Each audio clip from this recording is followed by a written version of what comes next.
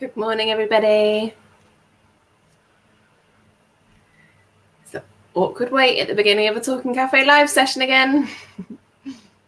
I'll just wait for people to join us before I get chatting.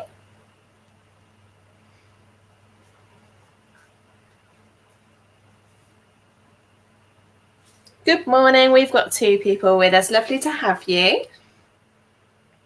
Welcome to the Talking Cafe live on Thursday, the 17th of September. We are back in Sedgemoor with myself, Lauren Giddens. I'm the team lead for the Sedgemoor Village Agents. And it is sunny in Sedgemoor. We are having a real summer kind of comeback, aren't we?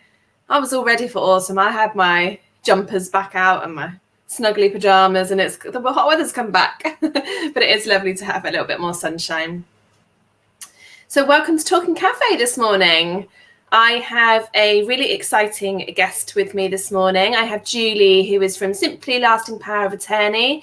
She is going to talk to us about all things LPAs. So I will get started, add Julie into the stream, and we will get chatting. Morning, Sarah. Morning, Julie. Good morning, Lauren. Lovely to have you with us this morning. Thank you for joining me. Thank you. So first of all, do you just want to get us started with an introduction? Just let us know a little bit about yourself. That would be great. Yes, certainly. I'm a legal executive and I specialise in wills and lasting powers of attorneys. I'm Somerset based. I see clients around the county, hopefully helping them to sort out and answer queries about lasting powers of attorneys. Great. So I guess we'll start with telling us, what is a lasting power of attorney? Yeah, well, it's more complicated than it's less complicated than it sounds, should I say. Basically what it is when you give power to another adult to make decisions for you if you can't make decisions yourself. Okay. Now, lots of people think that their husband or their wife or their civil partner would automatically be allowed to speak for themselves, but under the law, they are not. Okay. In fact, the only people we can talk for are our children until they're 18. Once they're over 18, we can't talk for our children either legally. Okay. So it's something to do whilst you're alive. It's nothing to do with a will. It's being forced whilst you're living. Lots of people think about them perhaps as they get a lot older, but it's for all of us. It could be that you need one for dementia, as we commonly think of that, and we need some family members or loved ones to help us to make decisions to make our lives easier. But it could equally be a younger person who unfortunately has some sort of brain incident. It could be a car accident, something like that. It could be a temporary loss of what they call capacity, which is just being able to make a decision. Yeah. So it could affect us all, and we don't know we need it really until we need it, and then it's too late. Yeah, absolutely. Can you tell us a little bit about Julie? There's 2 types of lasting power of attorney, aren't there? Could you tell us about the 2 different types, please? Certainly, yeah. The 2 types are, the first is health and welfare. So that covers all things to do with care. So that could be in a hospital environment. It could be deciding whether to have an operation or a course of treatment. It could be what rehabilitation home that you went to, for example, or a care home if it was a longer term thing. And that would allow your loved ones, as say your husband, your grown-up children, friends, whoever you choose. And that's the important thing, it's your choice. Yeah. To speak on your behalf, to say, well, actually, Julie would like to be here, or she said to us in the past that she would like this and not something else. Yeah. Because otherwise, with the medical team will listen to other people, but they can't act on it because it's not coming from that individual without that power. Yeah. So that's the health and welfare, and the other one is? The other one is property and finance. So property we think of as our houses, but it wouldn't necessarily, you don't have to be a homeowner. It's any items of property and any money. So it could be any bank account. It could be things that help us to live, like our council tax, someone being able to speak on our behalf, electricity benefits, anything that's you are doing to do with finances, whether their income coming in or something that you pay out for, you're the only one who can speak about it unless you give power to another adult. Yeah. Okay, so where do we start if we're thinking about perhaps, you like you say, maybe needing one in the future, getting yourselves kind of prepared? How do you choose who's going to be your attorney? Is there a kind of, like you said before, it's kind of personal preference, but how do you make that decision? It's very much personal. Yeah, it's very much personal preference. So I would consider things like where are they located? Okay, lots of things can still be done on the phone, but some things do need to be done face to face. It has to be someone over 18. They don't need to live in this country. So I do have people who've got adult children living in other countries, but who would come home if something was a problem for the parent. And they don't need to be UK nationals either. You can have up to 4 main attorneys. So that's a good thing. So you could think, okay, for myself, for example, I'm attorney for my mum and dad. They don't need it, thankfully.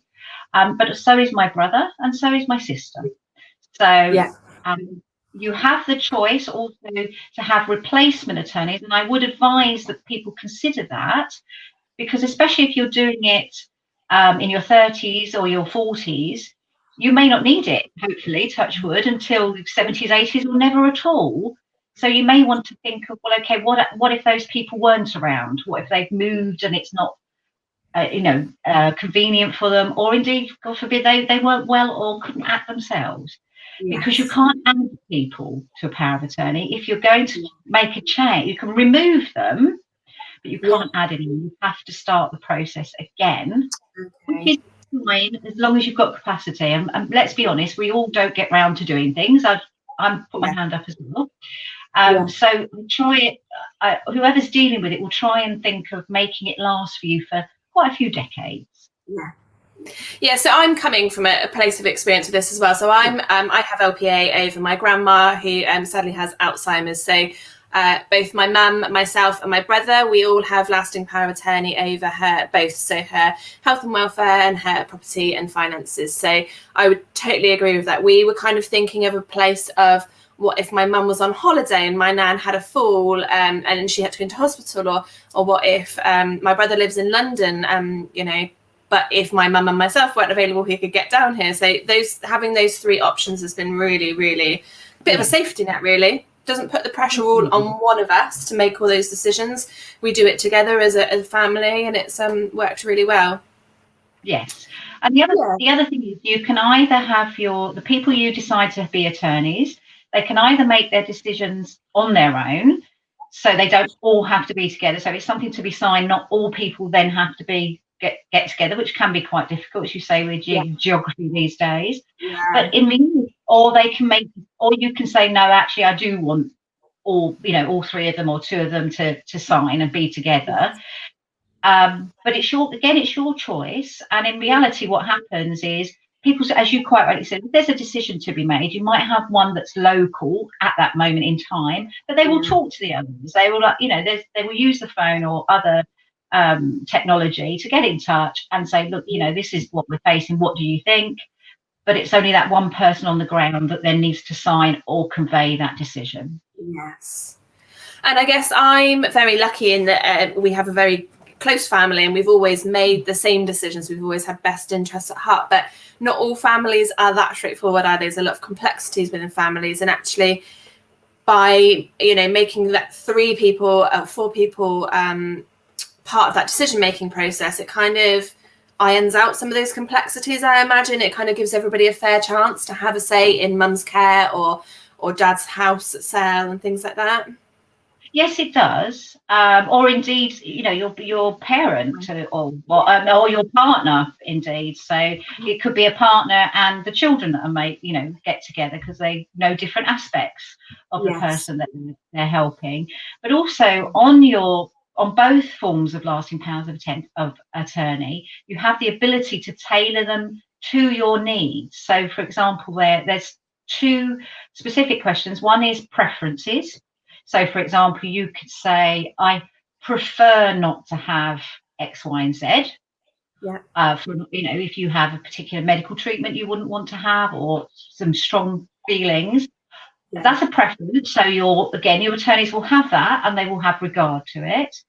But also, or you can instruct them. An instruction is very clear. I do not want to, for example, go into such a, I've had it where some people don't want to go into a particular home or to be moved out of the area. I want to be in a care home in my local area, for example. And again, that's clearly stated. So for all attorneys, they can see actually, well, that's what mum, nan, sister, whatever wanted, and it helps them to make the decisions as well. So.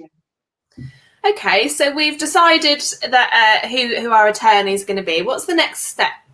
What do we do? In terms of actually organising it, Yes. The Office of the Public Guardian are the government body that register and deal with powers of attorney, and they are extremely helpful. They are a great government body.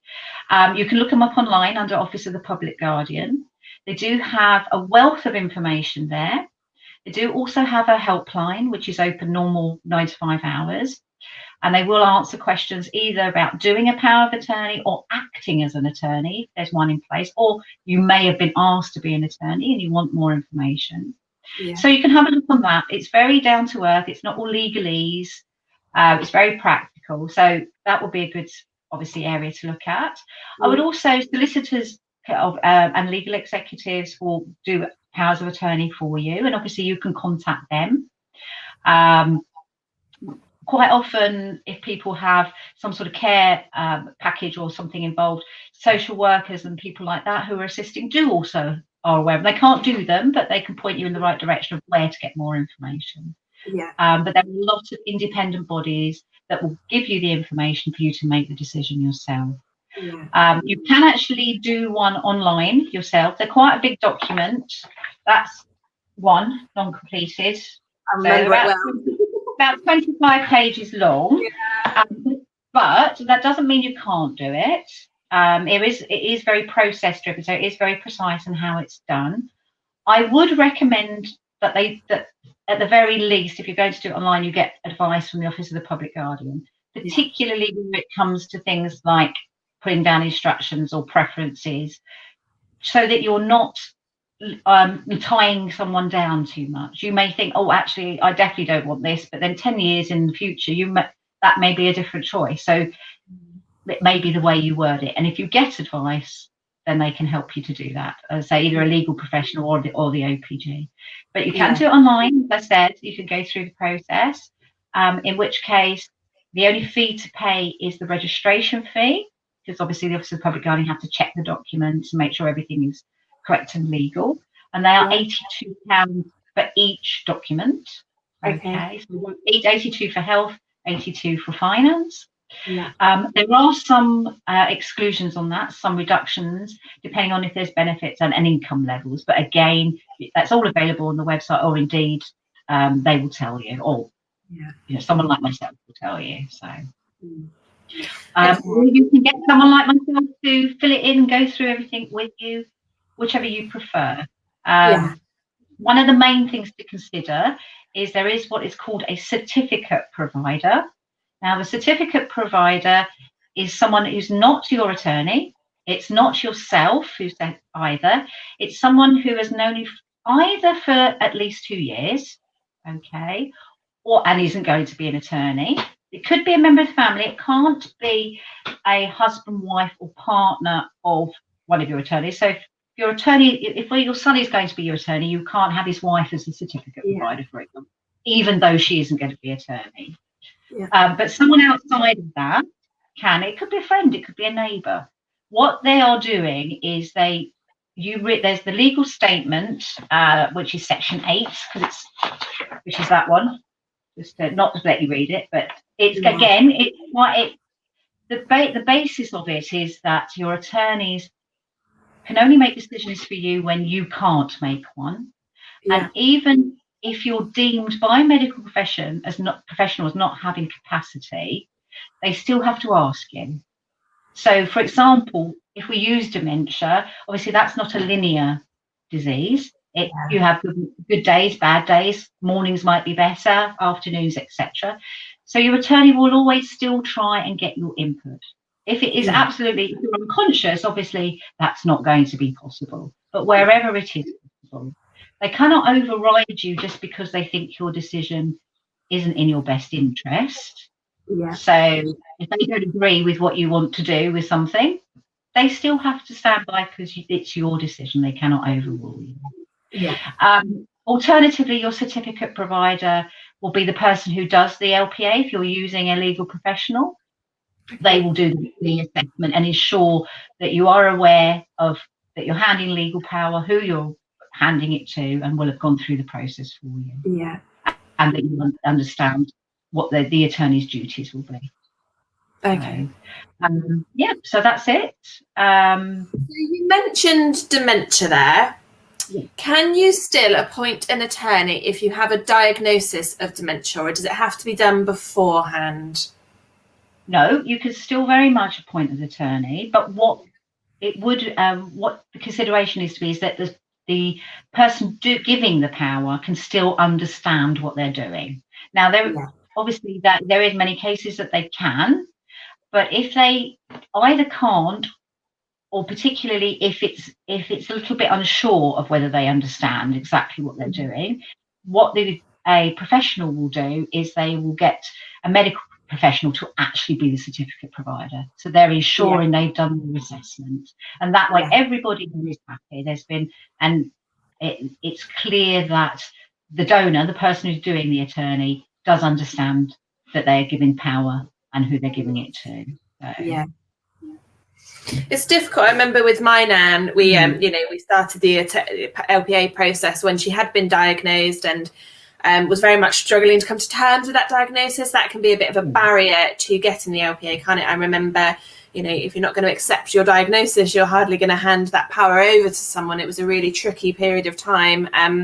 So it does add a little bit of complexity, doesn't it? But it wasn't impossible. We got to a stage where she recognised that she needed the help. We got it done. But so we've had about 3 years now, and it's been invaluable, and it's really taught me that, like you said earlier, actually you don't have to be slightly older or have a condition to think about the future. You really need to get things in place whilst you're able to make those decisions. I think it's becoming much more in the public eye. Still not completely. Younger people are doing it. And I think so. Again, it's that stigma is also being away for someone who may have been diagnosed with early dementia. It's very much not about age. It's very much about your loved ones being able to help you if you need it. Yes. So they're not taking over. They're not taking power away from you. It's just that you're giving legal permission, which is the only one who can do now, for them to help you. It could be as simple as just phoning your electricity board to sort something out, or rearranging your mobile phone contract, and you don't want to make the phone call. Yeah. It's there to help. It's there to assist. Yeah. So say somebody's done it, they've chosen the attorney, they've registered it, they've gone through that process. What happens next once you get that certificate to say you are now an attorney? What do you have to do with that certificate? So once you've got it, it will actually, it can either, the completed form, it is the actual document returned to you, but stamped and officially done. So that usually goes back to the donor. And then who's the person giving the attorney, and what I recommend is that that original is taken first of all to the GP to take a copy, and then they will hold that on file. So if you have the health and welfare lasting power of attorney, and for the property and finance one, I would get it set up with your main bankers for it at the outset. So again, if your family member needed to help you, they already had it on record. Yeah, and you have to take that full document in, don't you? You can't just take the front page. You have to take the full thing. Absolutely. Yeah, absolutely. The Office of the Public Guardian are looking at doing a more online thing, so they're trialing that at the moment. which means that you can actually activate it for your bank, for example, to be able to see it. So, but that's early days at the moment. Yeah. But, and something else I didn't realise, and I've learned through experience, is that it's quite handy to take that document into you if your loved one's admitted into hospital for the doctor or the consultant to see. So my nan had a fall last year, bumped her head, went into A&E, and we were kind of making a decision about whether it was fair to put her through a scanner and things like that. She has very advanced Alzheimer's now. And actually the consultant wasn't willing to listen to us without that document in his hands. He wanted to see it to prove that we had attorney to make those decisions for her. And once he had that, he, fully took our best, Nanny's best interest and our thoughts on board. So that's something that we try and keep it handy somewhere, so that if there's an incident, mum can pick it up, run to the hospital, and kind of prove that we've got that attorney. So that's another place that we've learned. Yeah. So where have we got to? So they've got the certificate. You mentioned earlier about if perhaps you needed to change who was the lasting power of attorney. So what you can do is you can remove people from being an attorney, and you can cancel at any time your lasting power of attorney. You cannot add anybody because it is a legal document. They will not allow you to add, because although they look at that as a substantial change, and obviously you would have to confirm you have capacity, so therefore the process needs to be started again. So if you did want to change your attorneys, so you want to add people, what you would need to do is do a new application, confirm that you have capacity, that you do understand, and then once that one is registered, then the old one would be cancelled. So you've always got one in place. Okay. You can do it, but it's just, if you plan anything ahead, it saves obviously time, money, and everything else. So. Yeah. Again, it comes down to the complexities of families, doesn't it? Sometimes a decision you made 10 years ago isn't the right one for you 10 years later. And knowing that actually people have that flexibility, whilst not overly easy, they do have the possibility to kind of and re-register a new attorney. So I didn't know that. That's great. Yeah. Yeah. Anything else you think we haven't covered? We've had lots of hellos, lots of good mornings in the comments, but if there is anybody watching, there's a good 16 people here this morning. So if anybody wants to ask Julie any questions, or there's any information we haven't covered yet, that would be great. So Hannah's popped the link in, the government link there about making a lasting power of attorney. So that's fantastic. Is there anything else, Julie, that you think we haven't covered yet about LPAs?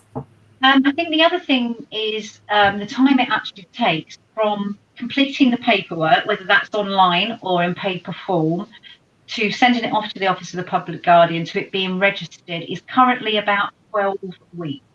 Okay. So because there are backlogs, obviously government staff are still working a lot from home. So again, if you're considering someone, someone you love, or for yourself, and you think, I really must do that, but you haven't got round to it, do it, because you may have to wait up to 3-4 months for it to actually be registered, so that your loved ones can use it for you. Yeah. So usually when we've done it, we think, right, that's it. I can use it now, can't I? But you do need to wait. So that is a consideration. Great. And I guess something else I was going to ask you as well is, this isn't a very easy topic to broach always with our loved ones, is it? It's not always easy to say to mum or dad, they think this is a good idea. Have you got any advice for someone who might be starting to think about this, but perhaps a little bit worried about broaching the subject? How do they get around? I think I would ask that person, that parent, what do they think that, for example, even if I'm the daughter, would I be able to make a decision if they couldn't do it?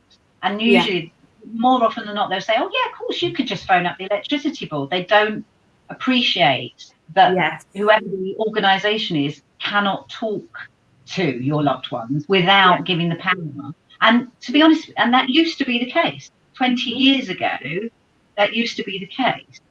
So people don't realise, and understandably, particularly where it comes to spouses, that you don't realise that they can't speak. So I think I would use it that way, because once people are aware of that, they see it much more as common sense rather than being an age thing or something that they may need in the future or because they're older, that sort of thing. It isn't. It's very much just to protect every adult and for them to have a voice if they don't, if they haven't got one. Yeah. And again, worth bringing home the fact that actually, if I was incapacitated, my doctor's probably not going to speak to you about my healthcare unless you have power of attorney. So it kind of protects all, like you mentioned, brain injuries and things like that. It just protects all eventualities, doesn't it? So we've got a couple of questions. Debbie has asked about the cost implications. So you mentioned the registering of the LPA. That's £82 if you were to do it per document. What about if someone wants to do it through? I imagine it's dependent on people's charges, but is there a rough idea of how much? It does vary somewhat, but it's usually something that is a fixed fee. So it can vary for if you were doing two, so each document, so property and health for an individual, it varies between £350 to £500 depending on who you use, I would say, and yes, so. And then that covers everything. Are you still providing that service, as we're in lockdown and things like that? Is it something that you can do remotely? It can't completely be done remotely. Some data can be captured via technology and the telephone, but it is something that the assessment has to be done, obviously, face-to-face, but still observing social distancing. So, for example, I've done it with the 2-metre rule and with masks. I've done it outside, obviously, with no one else around, so it's still very private. And indeed, I've done it at care homes with a window between myself and the client. So yes, we're still very much observing that. And also attorney-wise, the attorneys don't need to be with the actual donor. They can still they can have their forms sent to them with an explanation of what they need to do. So everybody doesn't need to get together. When we've got power of attorney, does that last forever if the donor doesn't cancel it? Is that something that what point does it end? Does it end at death or does it continue? Yes, it ends at death. Okay. And so what normally happens is they get sent back, but it just ends at death. And it doesn't affect someone's will at all. So if someone has lost capacity and they've got attorneys set up, the attorneys cannot change their will. That will is then fixed in place. So when they had capacity. So the attorneys can help them, but they can't change a substantial thing like a will. So sometimes people worry about that. It is very highly regulated by the Office of the Public Guardian to protect people, because obviously it is something that could be abused. It's very, very rare, because obviously the individual has chosen who they are going to have. But as I said, it is highly regulated, and any suspicion on any part, it is taken up and it is acted upon immediately. So because obviously if someone has lost capacity, they are therefore a vulnerable person. But there are safeguards very much in place. That's good to know. Like you say, you'd hope that it doesn't fall into the wrong hands, but you can't always. No. Things happen, don't they? Absolutely. So it's very, very, very rare. So Julie, somebody's asked for your contact details. What's the best way to get into touch with you? My phone number 01458 555 013. Or indeed, I have an email which is simply simply LPA Somerset@gmail.com. But as I say, always happy to answer anybody's queries, either with an existing one, whether they have it or they're an attorney, or indeed if they want help to set one up. Perfect. And as I said, I cover the whole of Somerset. I do visit people at home. I work from home to keep my costs low, and I do not charge to visit anybody or to answer any queries. So. Lovely. It's just a comments I'm going to read. So Chrissy, who's one of our lovely agents in Taunton, she has said she has POA for health and finances. Some people think you should be elderly, but anything can happen to anybody at any time. Very, very true. And then Jane, who's another one of our brand new agents in Sedgemoor, she has said, she's asked a question. So having identified that the donor is becoming, for example, financially vulnerable, how do the attorney broach the subject with a donor? And what if they refuse to accept that they're vulnerable? So I guess, Jane's talking about what happens if the money starts running out, somebody's in a care home. And so we've had this with my nanny. We've had to recently sell her property. And it comes back to you were saying when you have to ask the donor what they want. Yeah, very much so. With the property and finance one, that is one that the donor can agree to start as soon as it's registered. So that can be very useful, for example, for spouse or for adult children, maybe to be able to deal with a bank, get money. When we have had snow last year, for example, so someone else who can deal with that, or indeed deal with things over the phone. So that can be. But again, the same rules apply. The donor still has the power and still ultimately makes the decisions. So it's not someone else taking over from them. With regards to financial vulnerability, I think, again, that would be an assessment. And if it was found, if the LPA was set up to be used if they lack capacity, if they were found to not have capacity in that to be vulnerable, then the power of attorney would actually kick in. And so the attorney could act in the best interest of that individual. Yeah. Great. And Sophie has asked, another one of our brand new agents, she has asked if 2 or more people are responsible but cannot agree on a decision, how is that managed? Right. Okay. So if they can sign individually but they cannot agree, usually then they will then go down to a professional body. So that's either the Office of the Public Guardian, depending on what obviously the decision was about, or indeed but it would be a legal matter then. So it could then, a solicitor could be involved, or another legal professional, or a social worker, for example, depending on what is already in place. So and who will ultimately negotiate and, if need be, come to a decision. Right. It's rare that does happen, because people tend to choose family members who are like-minded, and the whole subject of broaching the power of attorney does tend to open people up to talk to their loved one about what they want, where perhaps they wouldn't have done before.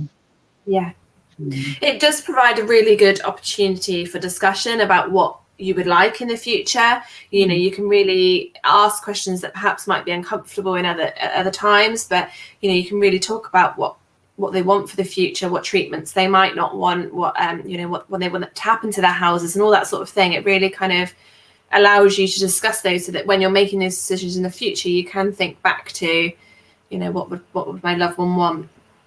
So I think that's all the questions we've had. If anybody else wants to pop on in before we finish. You mentioned, Julie, a little bit about wills.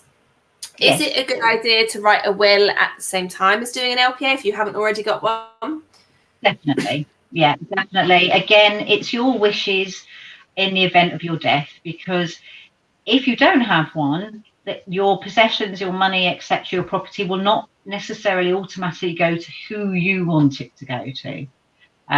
So it's having your say and making sure, and it also makes it much easier for those that you've left behind. There's no confusion, there's less upset, because there's already the grief there, and it's quite clear what you want and where you want it to go to. Another question from Julie, another one of our new agents. So they're all being very well behaved and watching this live session. It's great. So Julie has asked, if there is a falling out between, say, 2 family members, can one of the families start a new LPA to try and take over a loan? How is the first LPA protected? Right. Okay. No, because it is only the donor who can cancel the LPA. So if there was a falling out, obviously, between the donor and one side of the family, they may want to change it, but ultimately it is that donor's decision. And they can only make that decision if they've got capacity. So I was going to ask you that. Yeah. So if they haven't got capacity, they cannot change that. Once they haven't got capacity, they cannot change the power of attorney because they cannot make that decision. Yeah. And is that decision-specific capacity, or can you take that on the say of perhaps a doctor that did an assessment a year ago and said this person no longer has capacity? Do they have to be reassessed, or does that kind of... It depends, obviously, on the assessment, because, again, if someone is in a long-term coma, for example, and they're still in that, then it will remain the same. But if it was something like dementia, the assessment would be an up-to-date assessment. Or indeed anything like that, because as we know, it's not necessarily that capacity has completely gone, so it would be assessed again, but it would be a medical assessment. Yeah Right. If, for example, something awful happened, somebody was involved in an accident, they did indeed end up in a long-term coma, and there wasn't an LPA in place, what happens then? Who makes the decisions on that patient's behalf then? Okay, so what would happen is, if there's none in place, initially it would be the medical staff and any social care team that was involved. What can then happen is the family members or spouse or partner can apply to be a deputy. They would need to apply through the Court of Protection. Who again are extremely helpful, but it is a very long, we're looking at a year plus procedure, and a very, very expensive procedure. We're looking at about £10,000, which is beyond most people. So yes, it does happen. Best to get it in place. But if you can get it in place, I'm hoping very much it will become something that we naturally do as adults. Perhaps when we buy our first house or make our first commitments or get married or whatever, we do them, and we put them in place. And I think it will do eventually.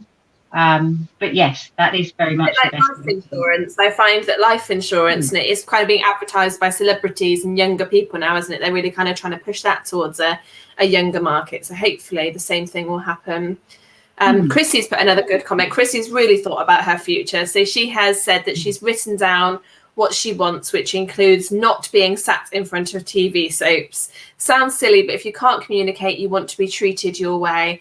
I have also put food intolerances in my list. It's with my POA. So really, she's really thought about that. Very good idea. Yeah, absolutely. I do find a lot of people take that opportunity, not necessarily to set it in stone, as in their preferences or instructions in a legal document, but do write down what they would like, what they wouldn't like, and store it with their papers, so if something happened and they couldn't, weren't able to speak for themselves, their attorneys do have a guideline to go on. Very much so. Great. Well, we've covered quite a lot. We've answered all the questions. Like you say, we've popped your telephone number and your email address in. So if anybody's watching this on replay and has any questions, perhaps they could just drop you a line, or alternatively send a message to the Talking Cafe Facebook page, and I'll make sure I get that to Julie. If anybody is watching this on replay and has any questions, just, as I say, let us know. We'll get them answered. I will just end on, Julie. I said to the team of agents, so we're something like 60 plus agents now this morning, that I was doing this live, and one of them came back and said that they'd actually recommended you to one of their clients, and the client had come back and said that they were very happy with your service. They were really reassured and pleased to have been put in contact with you. So that was really positive. I wanted to pass that on. Thank you. But thank you so much for joining me this morning. It's been great. And we'll definitely keep you in future. If this comes up again, we'll get you back to talk to us. Okay. Thanks very much, Lauren. Thanks, Julie. Take care. Bye-bye. So that was Julie talking about LPAs. Hopefully that was useful for anybody watching, all of our new agents. Hopefully that's given you an idea of LPAs and what's available. As always, if anybody's watching this and needs some advice, needs some support, please do let us know. Our telephone number for the Village Agents is 01823 331 222, or you can contact us through our website, which is scrolling along the bottom, www.somersetagents.org/findmyagent. It has been lovely to be with you. Enjoy the sunshine this afternoon. And I will catch you not next week, because we have all agent training next week. So we are going to be doing a rerun next week, but I'll catch you the week after. We have a special edition coming up the week after. So I will catch you then. Take care, everybody. Bye-bye.